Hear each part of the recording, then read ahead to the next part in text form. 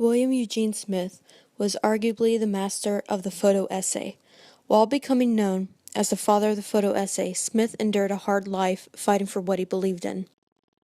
William Eugene Smith was born on December 30th, 1918 in Wichita, Kansas, and was introduced to photography by his mother, who was an enthusiastic amateur.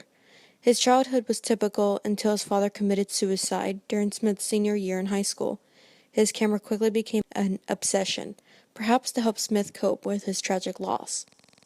By the age of 13, he was committed to the craft, and by 21, he had been published in dozens of magazines. Smith's talent led to a special scholarship designed specifically for him to study photography at Notre Dame, but he left after his first semester. His restlessness took him to New York, where he was hired by Newsweek. He became known there for his perfectionism and thorny personality. Smith was fired from Newsweek for refusing to use medium-format cameras and joined Life magazine in 1939 using a 35mm camera. While working for Life, Smith was assigned as a war correspondent and was often on the front lines in the Pacific theater of World War II. As he observed and photographed the Japanese victims of the war, Smith's conscience was stirred. It was then he began to develop in his work the theme of social responsibility. He sought to touch the viewer's emotions and inspire them to work for social justice. As Smith explains, "I wanted my pictures to carry some message against the greed, the stupidity, and the intolerances that caused these wars." He became legendary for his emotionally charged and truthful images. It was important to Smith to photograph the war with heart and preciseness. He photographed 26 carrier combat missions and 13 invasions in the Pacific and in Europe, on land, sea, and in the air. His images were even published in Japanese magazines. His work was interrupted in 1945 on May 22nd during the invasion of Okinawa.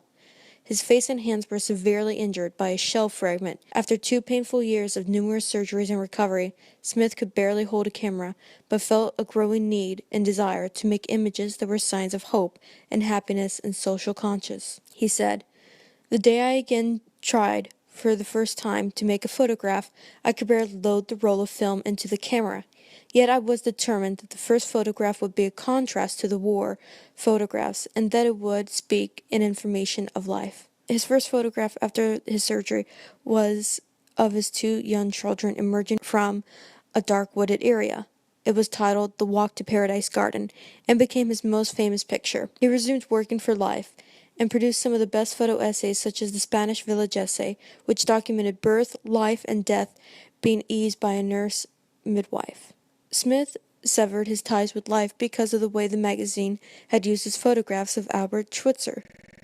Upon leaving the magazine, Smith joined the Magnum Photo Agency in 1955. There he started his project to document the city of Pittsburgh.